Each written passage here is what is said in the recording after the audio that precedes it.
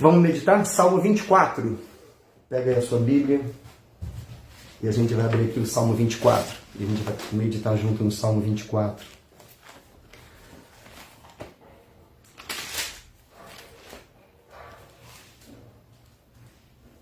Salmo 24. Vamos juntos?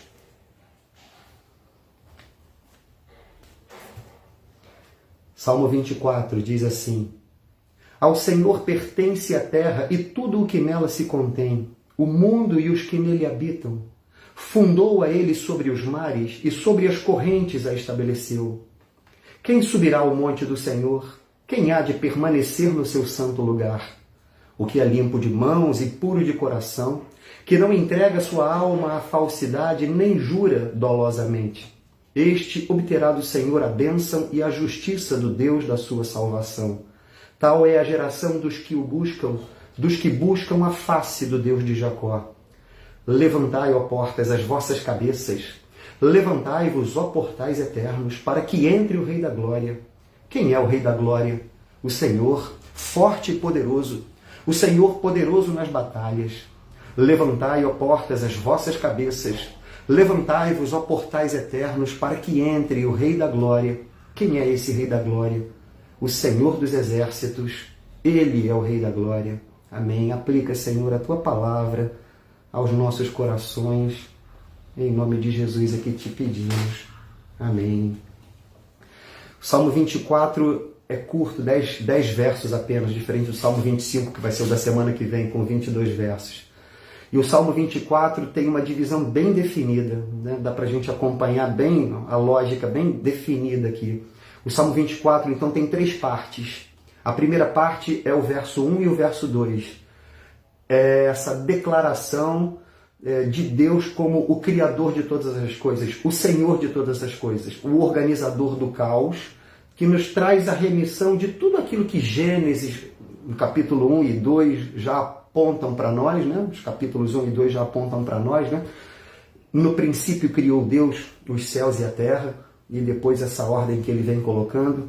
Essa característica de Deus ser o Criador é usada muitas vezes nas Sagradas Escrituras, não só no Antigo Testamento e nos Salmos, que são expressões de louvor a Deus, ou seja, Deus não é louvado apenas por isso, mas é usado inclusive na própria evangelização.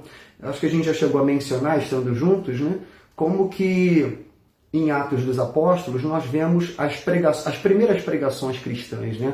Então nós vemos ali em Atos dos Apóstolos as pregações de Pedro, de Paulo, de Estevão. E o que nós vemos é quando essas pessoas, esses homens, né, no caso mais especificamente Paulo, se dirige a alguém que é judeu, ele usa o Antigo Testamento. E quando ele se dirige a alguém que não é judeu, como por exemplo a sua pregação em Listra, em Atos no capítulo 13, ou a sua pregação em Listra em Atos no capítulo 14, e a sua pregação no Areópago de Atenas em Atos no capítulo 17, o que ele usa é essa ideia: Deus é o Criador, e se vocês são povos que não tiveram as Sagradas Escrituras, ele se referindo aos povos para quem ele prega, que não são descendentes de judeus. Ele está dizendo, vocês de fato não tiveram as Escrituras, mas Deus não se deixou sem testemunho diante de vocês, sendo Ele o Criador de todas as coisas, aquele que estabelece as estações e que dá toda a providência para o cultivo. O Criador se revelou a vocês minimamente na ordem da criação. Então o Salmo 24 começa exaltando, com essa característica, né? Mostrando esse traço de Deus. Ao Senhor pertence a terra e tudo que nela se contém, o mundo e os que nele habitam. Ele fundou a terra sobre os mares e sobre as correntes, ou sobre os rios, né? Essa ideia. Ele a estabeleceu. Você vê o verso 2, é uma visão do homem do Antigo Testamento, em que a terra é um disco plano, fundado, né? Colocado sobre as águas, sejam as águas do mar, sejam as águas dos rios. Então, essa é a linguagem, né? O Senhor estabeleceu a terra sobre os mares e sobre as correntes a estabeleceu. O homem do Antigo Testamento não tinha a ideia da terra esférica, né? Ou oval, mas a ideia de que a terra era um disco plano estabelecido sobre os mares e os rios, sobre os mares e sobre as correntes. Mas o que ele está querendo dizer aqui é o seguinte: tudo é dele, tudo é do Senhor, a terra é do Senhor e todas as pessoas e todas as coisas que habitam são do Senhor. Com isso o salmista está dizendo, ele pode todas as coisas. Com isso, a gente está vendo o Salmo 24, bom fim, seja bem-vindo. Com isso o que o salmista está dizendo ele tem a supremacia, ele pode todas as coisas, tudo é dele e tudo ele pode fazer como lhe agrada, sem que isso seja injustiça de maneira nenhuma. Ao Senhor pertence a terra e tudo que nela se contém, o mundo e os que nele habitam. Fundou-a ele sobre os mares e sobre as correntes a estabeleceu. Essa é a primeira parte do Salmo. A segunda parte do Salmo é do verso 3 ao verso 6. E se você for lembrar, a gente já meditou aqui no Salmo 15, tem um teor muito parecido com o do Salmo 15. Então a segunda parte do Salmo 24 está dos versos 3 a 6. E a terceira parte está nos versos de 7 a 10. Então, na segunda parte, para onde a gente vai agora, o Salmo 24 diz assim, a gente está vendo o Salmo 24, indo agora para o verso 3. Se o Senhor foi quem criou todas as coisas, estabeleceu todas as coisas, e portanto Ele pode todas as coisas, porque tudo Ele faz com aquilo que Ele criou, Ele pode todas as coisas, Ele estabelece perguntas. Quem há de habitar na minha presença? Quem há de morar na minha presença? Tendo feito todas as coisas, Deus escolheu um povo, o povo judeu, o povo hebreu, mais precisamente, mais corretamente falando, né? Escolheu lá atrás o povo hebreu, estabeleceu com o hebreu uma aliança, aí toda aquela história que você conhece, Deus chamando Abraão peregrinando pela própria terra de Canaã, mas depois descendo para o Egito. Enfim, Abraão gera Isaac, Isaac gera Esaú e Jacó, mas a linhagem continua com Jacó, as 12 tribos. As tribos, ou seja, toda essa linhagem fica no Egito por 400 anos e vivem razoavelmente bem por lá, até que nos últimos aproximadamente 150 anos em que lá estão, são escravizados, né? O povo egípcio escraviza, Deus levantando Moisés, liberta o povo do Egito em direção à terra prometida, em direção à Palestina, em direção a Canaã, essa mesma terra que Abraão havia transitado por ali nos 450 anos anteriores, aproximadamente. E nessa peregrinação que o povo faz pelo deserto, no Monte Sinai, Deus estabelece as tábuas da lei e Deus estabelece outras leis. Deus se revela àquele povo. Chegando o povo na Palestina, na terra prometida, Deus estabelece um monte para adoração, o Monte Sião, em Jerusalém, no sul da Palestina, né? na região de Judá. Nesse período é chamado Judá, no período de Jesus é chamado Judéia. Né? Então, na região de Judá, Deus estabelece o templo de adoração. Então, todas as vezes que a Bíblia se refere assim ao monte do Senhor, ao santo monte, ou a Sião, o que a palavra de Deus está querendo dizer é isso, né? A habitação do Senhor. É óbvio que Deus não habita em templos feitos por mãos humanas. Esse é o argumento do apóstolo Paulo, inclusive lá na pregação do Areópago de Atenas, né? Em Atos 17, se não me engano, verso 24, procura ali. Por ali. Mas ele vai dizer, Deus não habita em templos feitos por mãos humanas. E é óbvio que o povo de Israel também sabia disso. Deus não estava morando no templo. Mas o povo de Israel, o povo de Sião, entendia que ali era o sinal da presença de Deus. Deus manifestava os sinais da sua presença em Sião. Sião, portanto, é a habitação do Senhor. Bem-vindo, Geraldo. Sião, portanto, é a habitação do Senhor. Então, o Senhor, Salmo 24 vem dizendo, o Senhor criou todas as coisas e tudo é dele. Então, ele para e faz essa provocação a nós, seres humanos, ou a quem o ouvir, sejam anjos, sejam quem for. Então, do verso 3 ao verso 6, é essa provocação do Salmo 24. É a segunda parte do Salmo 24, né? Quem subirá ao monte do Senhor? Quem há de permanecer no seu santo lugar? Isso é muito mais do que para dizer quem vai para um lugar geográfico, entende? Para um espaço geográfico. Não é isso que ele está perguntando. Quem é que vai para esse espaço geográfico? Esse espaço geográfico, o monte do Senhor, o templo do Senhor, o lugar da habitação do Senhor é o sinal da presença do Senhor. Então, muito mais do que perguntar quem é que pode ir para um lugar geográfico, o verso 3 está querendo saber de outra coisa.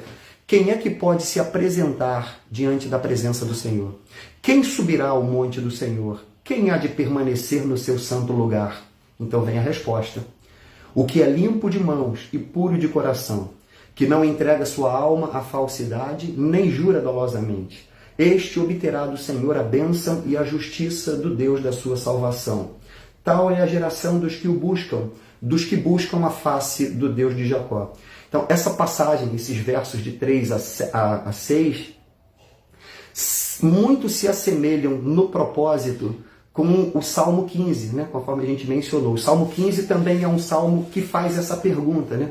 O Salmo 15 é assim: quem, Senhor, habitará no teu tabernáculo? Quem há de morar no teu santo monte? Uma pergunta provocativa para que ele mesmo, o Salmo, responda, dizendo: o que vive com integridade e pratica justiça e de coração fala a verdade. O que não difama com a sua língua, não faz mal ao seu próximo, nem lança injúria contra o seu vizinho. O que a seus olhos tem por desprezível o réprobo, mas honra os que temem ao Senhor. O que jura, ou seja, o que se compromete, e mesmo com dano próprio, não se retrata.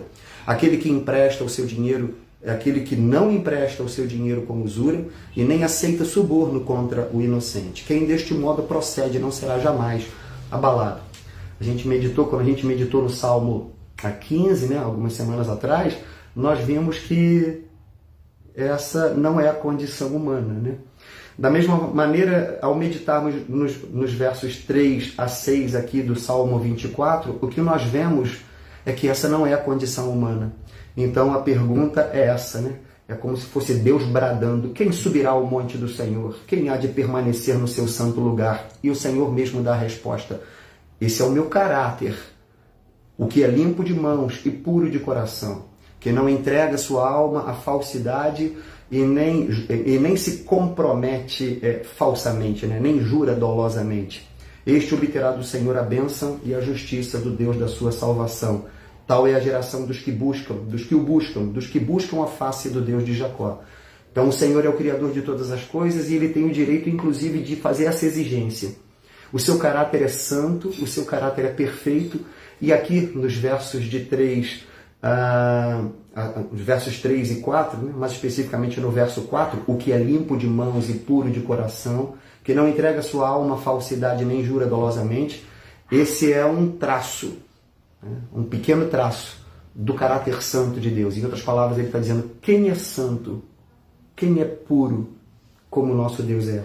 Quem poderá, Senhor, subir ao teu santo monte, e quem há de permanecer no teu santo lugar? Haja vista que tu não compactuas com a maldade, haja vista que tu não compactuas com o pecado, haja vista que tu não compactuas com o insulto diante de ti. Qual ser humano não te insulta? Qual ser humano é limpo de coração? Quem pode bater no peito e dizer: eu sou limpo de coração, eu sou limpo de mãos e puro de coração, eu não entrego minha alma, eu não minto, eu sou totalmente autêntico, né, e não me comprometo e vejo que o compromisso deu errado e me desvio, nem jura dolosamente, né? Então o Senhor, que é o Senhor de todas as coisas, faz essa pergunta, né?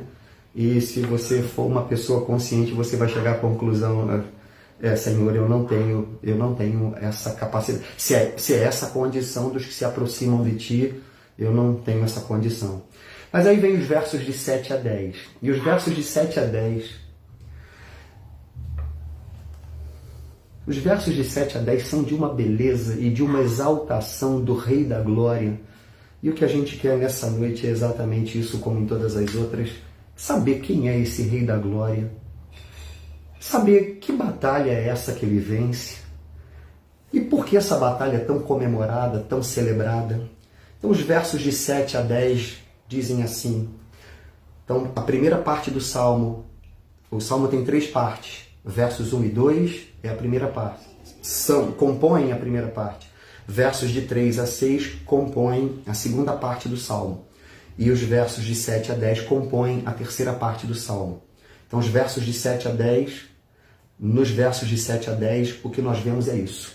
É o Rei da Glória chegando e exigindo que as portas antigas, que os portais eternos se ergam, se levantem as suas cabeças, a fim de que ele, o Rei da Glória, adentre o lugar santo. Percebe, o salmo é todo bem encaixadinho, né? Então vamos lá, do verso 7 ao verso 10. Levantai, ó portas, as vossas cabeças, levantai-vos, ó portais eternos, para que entre o Rei da Glória. Lembra que a pergunta do verso 3 ainda está ecoando, né? Quem subirá ao monte do Senhor? Quem há de permanecer no seu santo lugar? Essa pergunta continua ecoando ao longo do salmo. Então alguém responde assim: levantai, ó portas, as vossas cabeças, levantai-vos, ó portais eternos, para que entre o Rei da Glória. Quem é o Rei da Glória? Há uma pergunta. Há uma resposta. O Senhor forte e poderoso. O Senhor poderoso nas batalhas.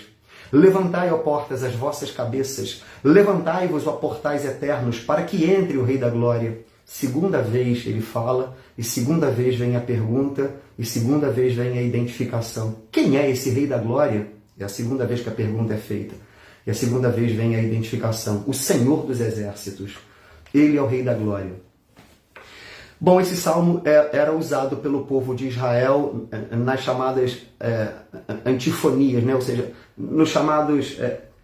aquilo que a gente faz nas nossas igrejas, né? Que a gente chama de leitura alternada, leitura responsiva, né? Nos cultos, pelo menos lá em Lucas a gente faz assim, em muitas igrejas eu vejo também que é assim. Se fazemos a leitura, por exemplo, de um salmo, nós fazemos chamada leitura responsiva, né? Ou leitura alternada. Assisinho, meu amigo querido, bem-vindo. Leitura alternada, né? Ou leitura responsiva, em que o dirigente lê, por exemplo, os versos ímpares e a comunidade, né? A igreja lê os versos pares, responde com os versos pares. Aqui você percebe que o salmo é bem dialogal, né? Com perguntas e respostas. Portanto, era também um salmo usado na liturgia do povo hebreu, o povo que subia para adorar, e na adoração vinham esses temas, né? Como assim? Quem subirá ao monte do Senhor? O povo que está subindo para adorar está ouvindo um sacerdote falando isso, né? Quem subirá ao monte do Senhor? Quem há de permanecer no seu santo lugar? Um outro levita, um outro sacerdote, então ecoa: o que é limpo de mãos e puro de coração, que não entrega sua alma à falsidade, nem jura dolosamente. Então um outro sacerdote, o levita, ecoa: levantai, ó portas, as vossas cabeças, levantai-vos, ó portais eternos, para que entre o Rei da Glória. Então uma outra voz pergunta: quem é esse Rei da Glória? Então a voz que fez a pergunta, que manda levantar as portas e os portais, responde: é o Senhor forte e poderoso, o Senhor poderoso nas batalhas. E aí ela fala novamente: levantai, ó portas, as vossas cabeças, levantai-vos, ó portais eternos, para que entre o Rei da Glória. Quem é esse Rei da Glória? O Senhor dos Exércitos. Ele é o Rei da Glória. Então é um salmo usado assim com diferentes vozes, né, para ecoar isso. Bom, historicamente, né, no momento em que o salmo é escrito e no momento em que o salmo é usado no povo de Israel, no momento em que ele é usado pelo povo de Israel, não se há consciência de Cristo, né? Jesus não é conhecido. Então o salmo era usado... o salmo era usado, vamos começar assim, o salmo era usado para o transporte da arca. A arca do Senhor era transportada. A arca do Senhor era transportada... Você vai ver, por exemplo, no primeiro livro do profeta Samuel, no capítulo 6, do verso 12 ao 14, a arca está sendo transportada para a cidade de Davi. Primeiro livro do profeta Samuel, capítulo 6, o rei ainda é Davi, não há templo. Lembra que templo só vai ser construído mais tarde, no reinado de Salomão.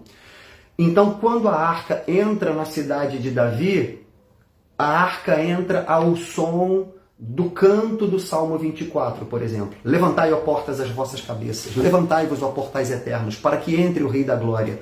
Então a arca entra sendo celebrada como sendo a representação da presença de Deus, né? A arca do Senhor, a arca da aliança, né? Ou a arca do Senhor. A arca foi... A arca foi construída em Êxodo, no capítulo 25, a partir do verso 10, né? O povo peregrinando pelo deserto. Você vê que Deus manda Moisés fazer uma arca, uma caixa, né? Onde essa caixa simboliza a presença de Deus. Né? A arca deveria ter 2 côvados e meio de comprimento, 1 côvado e meio de largura e 1 côvado e meio de altura. Bom, seria mais ou menos assim, a arca devia ter 1,15 m de comprimento e aproximadamente 67 centímetros de largura e aproximadamente 67 centímetros de altura. São essas as medidas do côvado lá, a que se refere Êxodo no capítulo 25, ali a partir do verso 10. Então a arca do Senhor, sinal da presença de Deus, construída por Moisés, por ordem de Deus, era era em torno do que o povo se reunia, né? Assim, para perceber a presença de Deus. A arca do Senhor, então, era levada para as batalhas. Muitas vezes, quando Israel ia a uma guerra, Israel levava a arca do Senhor como se fosse o símbolo da presença de Deus caminhando com Israel. E muitas vezes, quando a arca era transportada de uma região para outra, voltava, por exemplo, das batalhas. Porque a grande pergunta para nós agora vamos lá, levantai, ó portas, as vossas cabeças, levantai-vos, ó portais eternos, para que entre o Rei da Glória. Quem é esse Rei da Glória? É o Senhor, forte e poderoso. O Senhor poderoso nas batalhas, nas próprias batalhas de Israel. E o Senhor era simbolizado, então, pela arca. Por essa arca chamada de Arca da Aliança. Então, sempre que a arca era transportada e entrava na cidade novamente, voltando das guerras, a arca o povo de Deus era recebido dessa maneira. Você sabe que os povos, não só o povo de Israel, mas os povos, inclusive povos mais recentes, faziam arcos para receber, faziam homenagens, né, para receber os seus guerreiros que voltavam das batalhas em triunfo. Né? Os chamados, porque não há um só, né? Na França, em Paris, você tem Arco do Triunfo. O que é o Arco do Triunfo? Era exatamente por onde passavam aqueles que voltavam das guerras, tendo triunfado nas guerras. Então essa não é uma característica só do povo de Israel. Os povos fazem isso. Só que no povo de Israel essa característica da presença, era Deus quem conduz todas as coisas, era muito forte. Então o canto é um canto de louvor a Deus. Levantai, ó portas, as vossas cabeças, levantai-vos, ó portais eternos, para que entre o Rei da Glória. Quem é o Rei da Glória? O Senhor, forte e poderoso. O Senhor poderoso nas batalhas. Israel saiu às batalhas e voltou vitorioso, porque o Senhor está com Israel. E a arca do Senhor, então, é esse símbolo.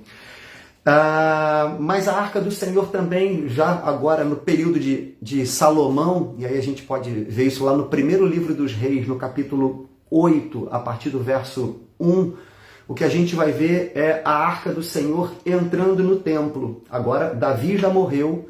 A gente está no primeiro livro dos Reis, no capítulo 8, a partir do verso 1, nós vemos a arca sendo levada para o templo. O templo que Salomão, filho de Davi, constrói para Deus ser adorado. Lá em Sião, lá na parte sul, né? Lá em Jerusalém, na região de Jerusalém, num lugar mais específico chamado Sião, no monte do Senhor.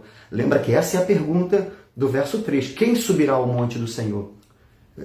Quem subirá ao monte do Senhor? Por quê? Porque agora a arca está lá, né? Ou seja, a presença de Deus está lá.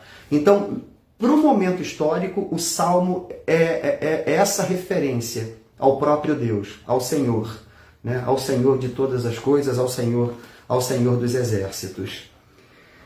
Mas nós já temos o Evangelho, nós já temos uma revelação para além dessa revelação, até onde Davi tinha, até onde Salomão tinha, até onde o povo de Israel tinha. Nós temos agora uma outra revelação, uma revelação que vai além. Nós temos a revelação de Cristo, nós temos a revelação de nosso Senhor. O Salmo 24, então, é um salmo usado pela igreja cristã há muitos anos, no chamado Domingo da Ascensão. Algumas igrejas lidam com uma coisa chamada, uma ferramenta, né, chamada calendário litúrgico. Então vamos lembrar assim, Jesus morreu, Jesus ressuscitou, três dias após a sua morte, no terceiro dia da sua morte, contando a morte como o primeiro dia, Jesus ressuscitou no terceiro dia. Só que depois de Jesus ter ressuscitado, Jesus andou com seus discípulos por mais 40 dias. Lembra disso? Isso é o que a Bíblia ensina. Após o 40º dia, Jesus foi assunto aos céus, foi elevado aos céus. Então a gente vê Jesus sendo elevado aos céus, tanto, por exemplo, no Evangelho de Mateus, no capítulo 24, nos últimos versos 50, 51 e 52 de Lucas 24, o que nós vemos é esse relato. Jesus abençoando os seus que ficam e sendo elevado aos céus, e enquanto é elevado, é adorado pelos seus, né? Pelos que ficam. Lucas é quem escreve o Evangelho de Lucas, Lucas é quem escreve Atos dos Apóstolos. Em Atos dos Apóstolos, Lucas começa o relato também com a ascensão de Jesus. Então, em Atos dos Apóstolos, no capítulo 1, no verso 8, verso 7, 8, 9, nós vemos esse mesmo cenário. Jesus sendo elevado aos céus e os seus discípulos ficando quedados, admirados, adorando, né? Adorando o Senhor. Jesus entra na eternidade, Jesus entra nos céus, Jesus é recebido nos céus, né? De uma maneira maravilhosa. Apocalipse no capítulo 5, e essa leitura eu queria fazer com você, né? Em vez só de mencionar assim, para não perder a riqueza da passagem. Em Apocalipse no capítulo 5, o que nós vemos é exatamente essa recepção, né? Alguns vão defender essa tese, e é assim que eu creio também. O que acontece em Apocalipse? João viu, né? Apocalipse é o livro do João viu, né? João viu aquela revelação. João tem aí um arrebatamento, e o próprio João é quem vai dizer que ele estava na ilha de Patmos, exilado por conta da perseguição, e aí ele vai dizer que, estando na ilha de Patmos, tem essa visão do Senhor. Apocalipse também é um livro bem dividido aí, né? Os capítulos 2 e 3 são as cartas escritas para as chamadas 7 igrejas da Ásia Menor, Éfeso, Esmirna, Pérgamo, Tiatira, Sardes, Filadélfia e Laodiceia. O capítulo 4 é uma grande adoração a Deus, até muito parecida com aquela que Isaías vê no capítulo 6, o profeta Isaías vê no capítulo 6 no Antigo Testamento do seu livro. Então, Apocalipse no capítulo 4, nós vemos essa grande adoração a Deus, no capítulo 4 de Apocalipse, isso é João vendo. E quando abre o capítulo 5 de Apocalipse, há uma tensão no céu. Há uma tensão. Qual é a tensão? Existe um livro selado com 7 selos, e uma voz brada: quem é digno de tomar o livro e de lhe abrir os selos? E João diz assim: e eu chorei, porque olhei e ninguém foi encontrado digno de tomar o livro e de lhe abrir os selos.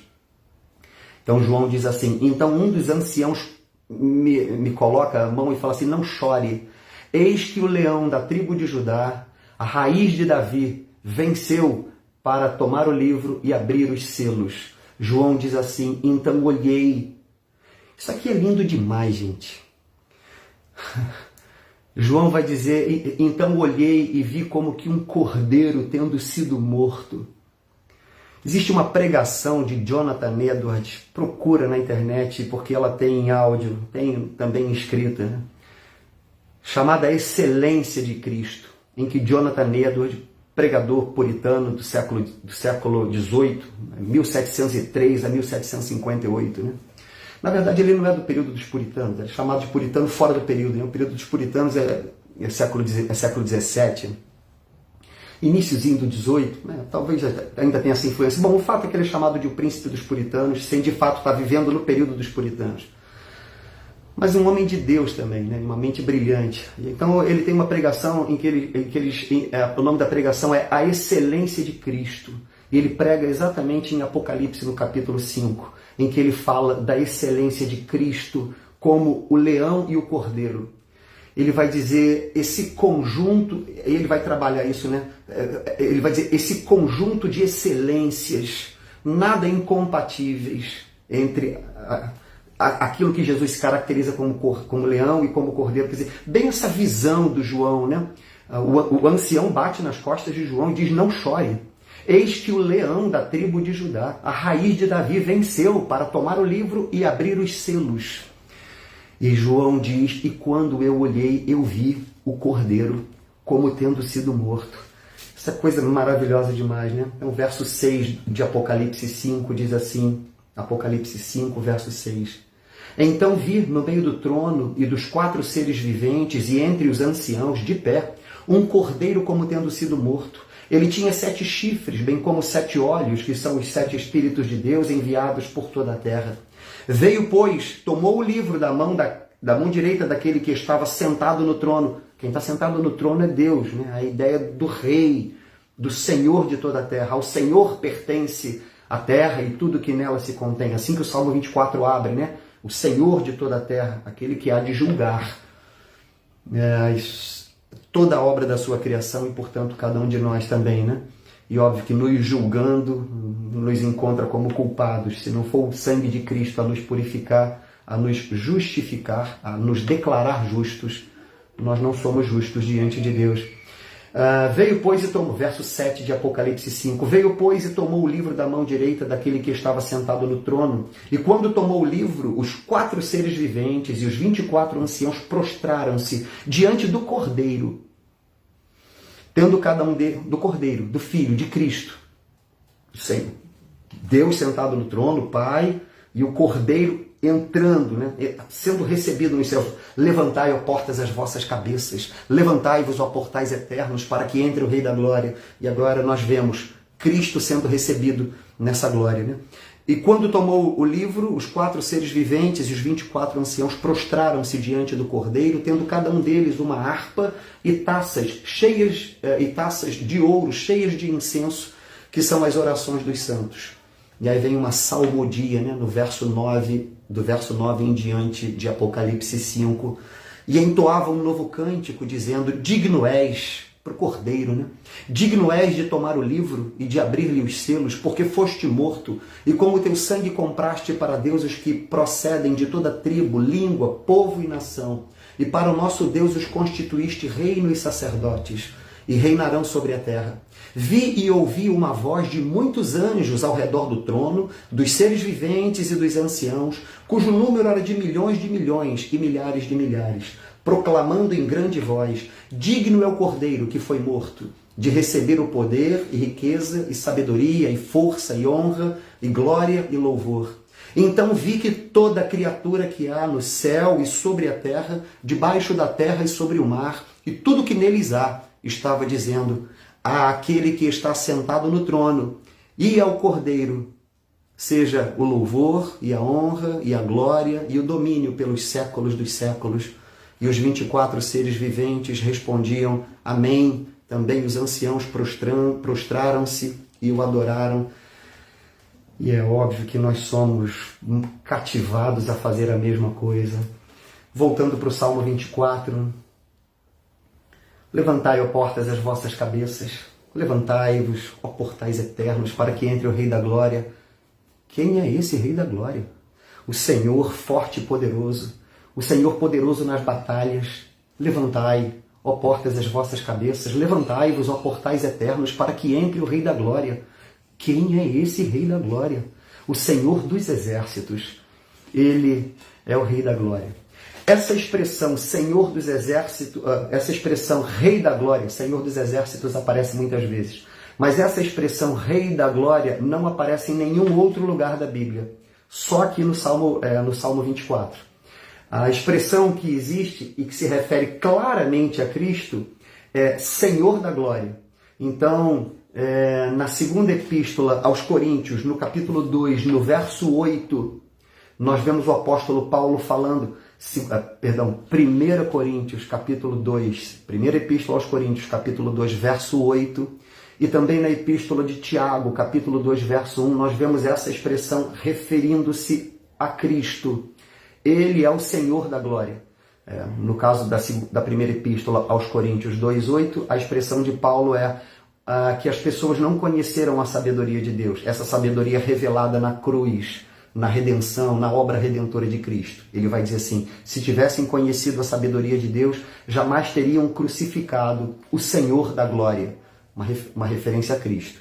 Já Tiago, no capítulo 2, no verso 1, o que ele vai dizer é: meus irmãos, não tenham a sua fé em Jesus, o Senhor da glória, apenas assim, sem que seja de maneira concreta, né? Mas assim, só para mencionar que Cristo é chamado de o Senhor da glória, né, no Novo Testamento, e essa expressão Rei da Glória só aparece aí no Salmo 24. Mas quem é o Rei da Glória para nós? Para o judeu, o Rei da Glória era o próprio Senhor, figurado na arca, ela sendo transportada, ou ela entrando em lugares específicos, como o tabernáculo, o templo. Mas quem é o nosso Rei da Glória? Quem é o nosso campeão? Quem é o nosso Senhor? Que batalha é essa? Quem é o Rei da Glória? O Senhor forte e poderoso. O Senhor poderoso nas batalhas. Vamos nos deter um pouquinho nisso aqui. Que batalha que Cristo vence? Que batalha Jesus vence? E por que ao vencer essa batalha e ser recebido nos céus, conforme vimos a sua recepção em Apocalipse, no capítulo 5, digno és de tomar o livro, de abrir os selos, porque foste morto e com teu sangue compraste para Deus os que procedem de toda raça, povo, tribo, língua, nação, e para o nosso Deus constituíste, o Rei da Glória, tu constituíste pessoas, eu, você, tu constituíste pessoas como reinos e sacerdotes, tu compraste escravos, tu libertaste cativos, tu ressuscitaste os mortos. Que mortos? Eu e você, que estávamos mortos nos nossos delitos e nos nossos pecados. Essa é a vitória que o nosso vitorioso, que o nosso campeão venceu. Bem, vamos nos deter então um pouco nisso, né? O Rei da Glória adentra a eternidade e se assenta ao lado do trono do Pai, à direita do Pai, rege todas as coisas. Jesus vem ao mundo, o inocente, o puro, e vem viver uma grande guerra, uma grande batalha. Desde a sua concepção, Jesus é alvo de contradição. Você lembra? José quis deixar Maria secretamente, e aquilo foi um ato respeitoso de José, porque ela se vê grávida, sem que eles tenham tido relações. E a fim de não infamá-la, a fim de não difamá-la, José prefere deixá-la secretamente. Mas o anjo do Senhor aparece a José e diz: não tema, José, receber Maria por tua esposa. É o Messias, é a redenção, é a salvação prometida. Maria podia ser apedrejada ali, né? Maria podia ter abortado, né? Eu não estou falando que ela podia ter abortado por opção, embora o aborto não é uma coisa nova e as pessoas na antiguidade já faziam isso. Mas uma mulher temente a Deus não faria isso, né? Jesus nasce, e Jesus, quando nasce, você lembra, Herodes se revolta e quer matar os meninos de 2 anos para baixo. Então, em Mateus, no capítulo 2, nós vemos a fuga de José e Maria para o Egito, até a morte de Herodes, daquele Herodes daquela época, quando volta. Jesus foi tentado a não ir para a cruz. Jesus foi tentado por Satanás a abandonar a obra do seu propósito. Lembra disso? Por exemplo, Lucas no capítulo 4 e também Mateus no capítulo 4 relatam, esses dois evangelhos relatam com esses detalhes as tentações de Jesus no deserto, dentre as quais ali 3 são mencionadas, né? Se tu tens fome, manda. Na verdade, não é se tu tens fome. Se tu és o Filho de Deus, manda que essas pedras se transformem em pães, e depois leva Jesus para o alto do pináculo. Se tu és o Filho, é só pondo em dúvida. Jesus sabe quem ele é. Por isso é que ele pode bradar diante dos portais. Quem é que vem aí? É ele mesmo quem brada, o Senhor dos exércitos. Eu sou aquele que tem autoridade para entrar por esses portais. Eu sou o santo. Qual é o critério? Quem subirá ao monte do Senhor? Quem há de morar no seu santo lugar? O que é limpo de mãos e puro de coração, que não jura falsamente, que não jura dolosamente, que não entrega sua alma à falsidade. Então, seres humanos não são assim. O Cristo é. Nosso Salvador é. Então ele entra pelos portais bradando: eu sei quem eu sou. O Rei da Glória. Quem é o Rei da Glória? É a pergunta. O Senhor forte e poderoso. O Senhor dos exércitos. E aí a ideia não é de exércitos, de ideia militar, não, tá? A ideia de exército aí é a ideia da obra da criação, né? Os exércitos dos céus, as estrelas, os anjos, toda a obra da criação. Não é necessariamente apenas, embora essa expressão muitas vezes era usada também pelo povo de Israel, né? O Senhor dos exércitos, para se referir ao Senhor que guarda o exército de Israel, mas na verdade a expressão ela é mais ampla. O exército aí a que ele se refere é o exército das estrelas, é o exército de muitas... De muito da sua criação. Esse é o nosso Senhor. Aleluia. Esse é o nosso Senhor. É Ele que adentra os portais eternos vencendo, sendo tentado a se desviar do propósito, sendo tentado e vivendo a luta. Jesus foi para a cruz do Calvário por vontade própria. Em João, no capítulo 10, no verso 16, o que nós encontramos é Ele falando da cruz dessa maneira: a minha vida ninguém tira ela de mim. Eu voluntariamente a dou e a dou para reassumi-la. Este mandato eu recebi do meu Pai. Eu tenho esse poder. Não perdi a batalha. A cruz do Calvário é a vitória. Então, a pergunta do verso 8 é essa, né? Quem é o Rei da Glória? Como também é a pergunta do verso 10. Mas no verso 8, essa pergunta, quem é o Rei da Glória? Essa pergunta é respondida com o Senhor forte e poderoso. O Senhor poderoso nas batalhas. Essa é a pergunta do verso 8 do Salmo 24. E que batalhas são essas que Jesus viveu? E sobre que batalhas são essas que ele é vitorioso? Jesus é vitorioso sobre a batalha do pecado. Jesus é vitorioso sobre a batalha do insulto contra Deus. Aquilo que nós fazemos todos os dias em insultar a Deus, em não reconhecer a sua grandeza, em não reconhecer a sua glória, que a gente às vezes pensa que pecado é alguma coisa assim muito escandalosa, como, sei lá, adultério, corrupção, e essas coisas são mesmo. Mas pecado é o pecado é qualquer desprazer que o ser humano tem em Deus, ou qualquer prazer em outra coisa, que seja mais prazerosa, até filho, até neto. Qualquer prazer maior que tenhamos em qualquer obra da criação, inclusive coisas preciosas e vidas preciosas como filhos e netos. Isso é uma idolatria da nossa parte, isso é um insulto contra nosso Deus. Jesus é esse que teve todo o prazer no Pai, esse que não pecou jamais. Né? Filipenses 2,8 vai se referir a Cristo dessa maneira: ele foi obediente até a morte, e morte de cruz. Salmo 40, verso 8, tem uma expressão que diz assim: agrada-me fazer a tua vontade. Quem pode dizer isso plenamente? O Filho, né? Nosso Senhor Jesus Cristo é quem pode dizer isso plenamente. Na verdade, ele diz, em João 4,34, ele vai dizer para os seus discípulos: a minha fome consiste em fazer a vontade daquele que me enviou. É isso que é a minha fome, é esse que é o meu alimento. A minha fome é fazer a vontade de Deus. Quem de nós pode dizer isso, gente, de maneira plena? E se não dizemos isso, nós somos banidos da presença de Deus. Jesus entra na presença de Deus. Jesus vence essa batalha, a batalha do pecado, a batalha contra o diabo, a batalha contra o mal. Então Jesus morre a nossa morte na cruz do Calvário, gemendo, conforme vimos no Salmo 22, né? Deus meu, por que me desamparaste, por mim e por você? Mas Jesus ressuscita. Então, na primeira epístola aos Coríntios, no capítulo 15, o que nós vemos é isso. Jesus ressuscita vencendo o último inimigo. 1 Coríntios capítulo 15, verso 17, vai dizer qual é o último inimigo. Ele vai dizer o último inimigo é a morte. Vamos abrir lá? Então, primeira epístola aos Coríntios, no capítulo 15, é uma grande defesa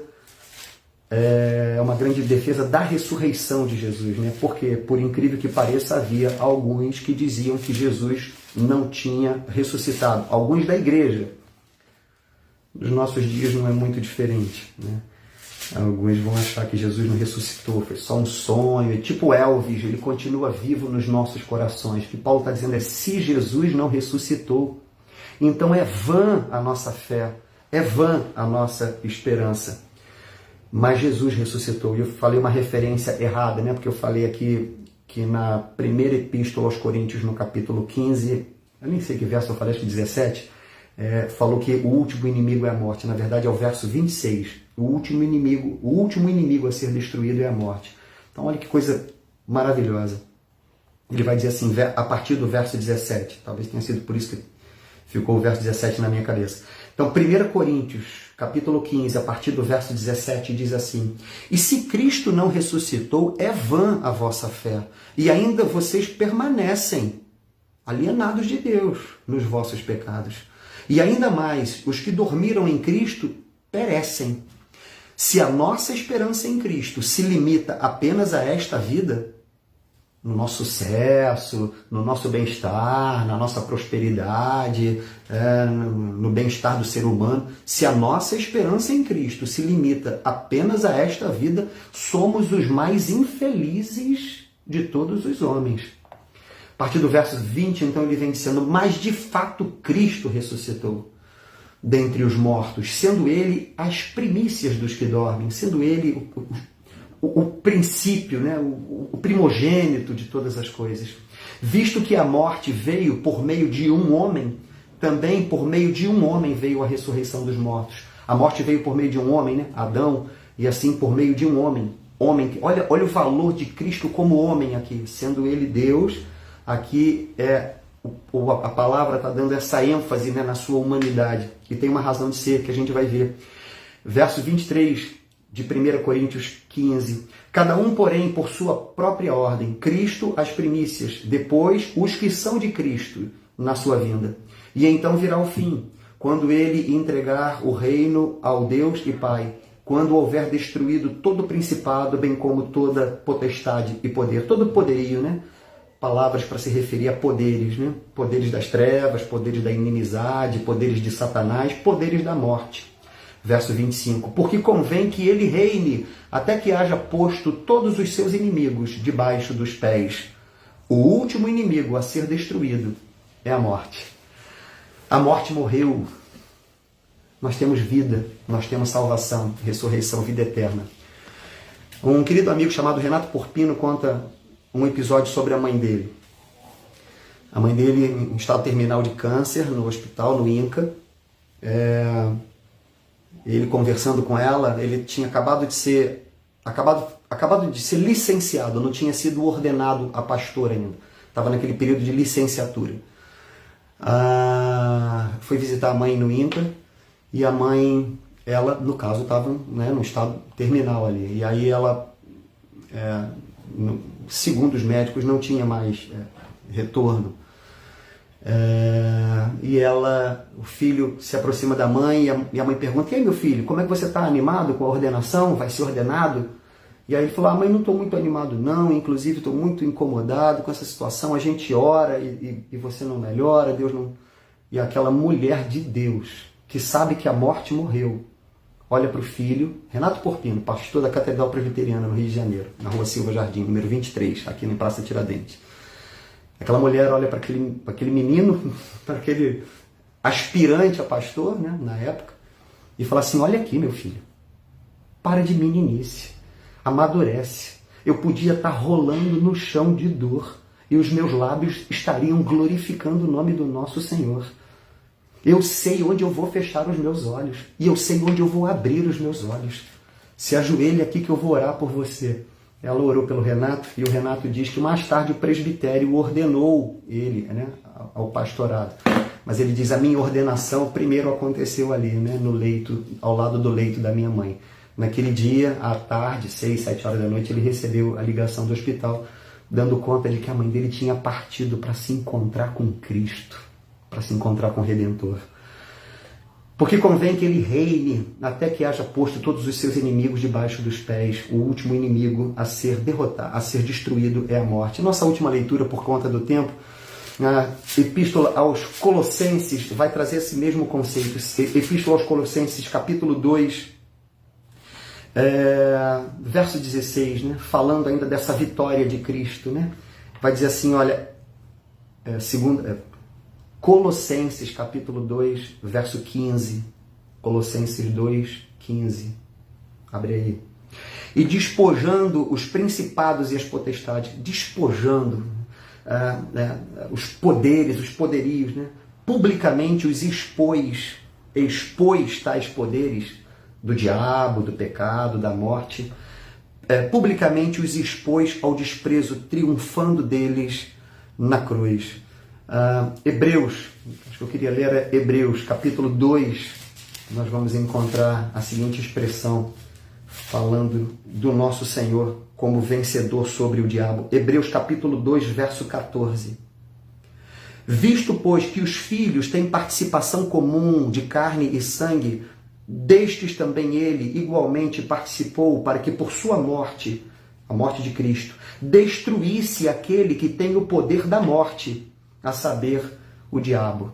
Então olha que conjugação interessante que a gente está fazendo, né? Anota aí esses versos, né? 1 Coríntios 15, verso 26, o último inimigo a ser vencido é a morte. Colossenses capítulo 2, verso 16 também, né?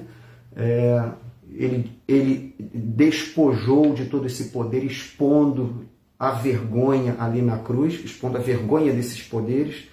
Verso 14, por sua morte ele destruiu aquele que tem o poder da morte, a saber, o diabo, e assim livrasse todos que, pelo pavor da morte, o ser humano tem, né, estavam sujeitos à escravidão por toda a vida. O Spurgeon,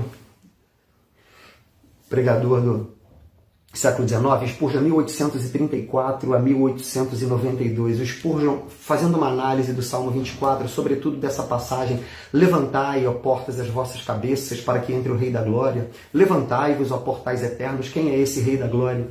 O Spurgeon tem uma Spurgeon isso aqui, né? Tem uma colocação interessante. Ele fala o seguinte, olha, sobre essa questão, né? Ao som da voz de um homem, todos os habitantes do céu se reúnem, todos os anjos de Deus se aproximam daquele portão, daquela parede, e perguntam: quem é esse? Quem é o Rei da Glória? Que homem ousaria, que ser humano ousaria colocar a mão nessa porta? Nenhum homem jamais chegou nesse portal. Quem é você? E os anjos dizem isso novamente, né? Quem é o Rei da Glória? E Jesus então responde: é Jesus, é nosso Senhor, chegando nos portais eternos, dizendo: o Senhor forte e poderoso, o Senhor poderoso nas batalhas. Levantem, portões, as suas cabeças, levantem, ó portais eternos, para que entre o Rei da Glória. Nós temos um campeão, nós temos um vencedor, nós temos aquele que foi obediente até a morte e se entregou para a minha redenção, para a sua redenção. O testemunho aí da mãe do meu amigo Renato Porpino é um exemplo dessa segurança e dessa paz. Um outro exemplo que a gente vê desse testemunho está em Estevão, no capítulo 7 de Atos dos Apóstolos. Lê com calma, porque é uma pregação maravilhosa. O capítulo 7 de Atos tem 60 versos. É longo. Mas lê, porque é uma exposição, uma pregação de Estevão para os homens da sua época. E os homens se enfurecem com a pregação de Estevão, pegam em pedras para arremessar em Estevão. E Estevão diz assim, ali pelos versos 56, 57, ali pelo final do capítulo 7 de Atos, ali pelos versos 54, 55, ele diz: eu vejo Cristo em pé ao lado do trono de Deus. E Estevão, sendo apedrejado, pode dizer para Jesus algo parecido com o que Jesus disse na cruz. Jesus na cruz disse: Pai, em tuas mãos entrego o meu espírito, né?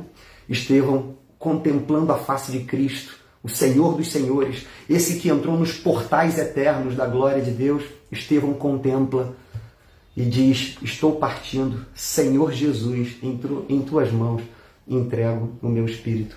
Nossas vidas estão nas mãos do Rei da Glória. Salmo 24 é belíssimo e eu desejo que, pela misericórdia de Deus, o seu coração e a sua mente se alegrem nessa segurança que nós podemos ter no nosso Deus. Em pouco tempo nenhum de nós estará mais aqui. Uns vão mais cedo, outros mais tarde. Em pouco tempo nenhum de nós estará mais aqui. Mas a nossa segurança e redenção está na mão do nosso Senhor. Por Cristo nós não temos méritos, mas Cristo tem méritos. Cristo entra no novo e vivo caminho, nos chama de irmãos e nos... Falei com a razão de ser, de exaltar Jesus como pessoa, né? Porque talvez a pergunta seja assim: Já vi essa pergunta. Alguém que diz assim, eu não entendi a lógica de dizer que Jesus está entrando nos portais eternos. Ele sempre foi eterno como Pai.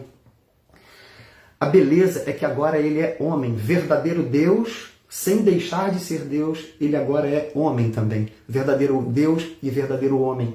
Então a Epístola aos Hebreus, não lemos e a gente não vai ler por conta da hora, mas ainda no capítulo 2, acima do verso 14, ali pelos versos 11, 12, a gente vai ver a palavra de Deus dizendo assim, ele não se envergonha de nos chamar de irmãos, carne da nossa carne agora, osso dos nossos ossos, nosso Salvador, nosso Redentor, tem toda a glória, entra por nós nos portais, na presença do Senhor, e é por meio de Cristo, pela fé em Cristo, pela redenção de Cristo, não pelos nossos méritos, que nós temos a graça da presença de Deus, essa presença que aquieta e anima os nossos corações e nos faz deleitar na presença de Deus, não só do que Ele pode dar, mas do ser da pessoa, e nos faz ansiar cada vez mais por vermos a sua glória, como eu desejo e espero que nós tenhamos visto essa glória de Cristo hoje, aqui nesse lugar.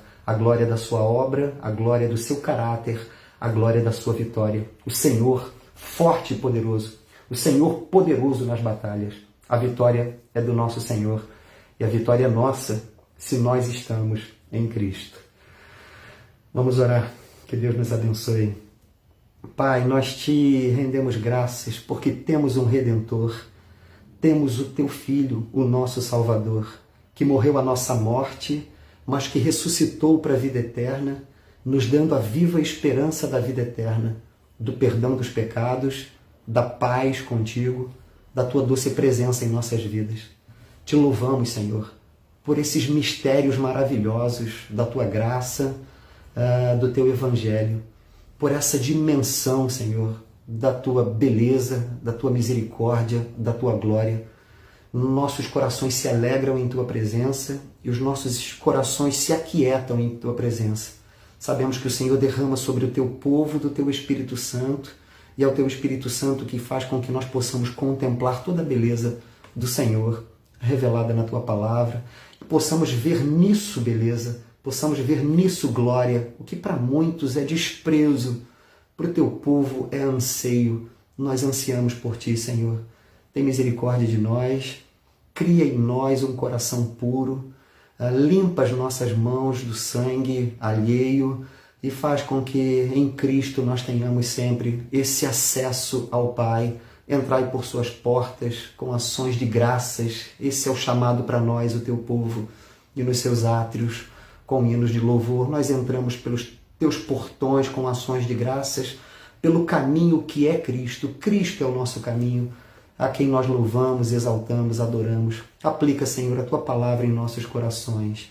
Sonda o coração de cada irmão, vai no íntimo do coração de cada irmão, aquieta cada coração e converte cada dia mais os nossos corações em ti, fazendo-nos descansar em ti.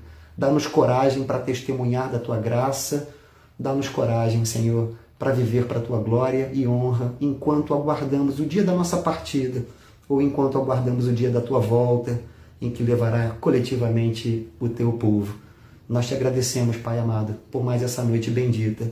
Louvamos o teu nome e pedimos a tua bênção sobre cada vida aqui presente, sobre cada lar aí representado nessa noite. Nossa oração, nossa gratidão, em nome de Jesus. Amém. Deus abençoe, irmãos. Na semana que vem a gente volta com o Salmo 25, um salmo um pouco mais longo, 22 versos, mas aí não vai dar para a gente fazer uma exposição assim, muito detalhada, como fez do Salmo 25, né? Do Salmo 24, porque é um salmo mais curto, de 10 versos apenas. No Salmo 25 nós vamos pegar ali 2 ou 3 versos para nos determos um pouco mais sobre eles. Deus abençoe, fiquem na paz, um bom resto de noite, um bom restante de semana, na paz do Senhor. Deus abençoe.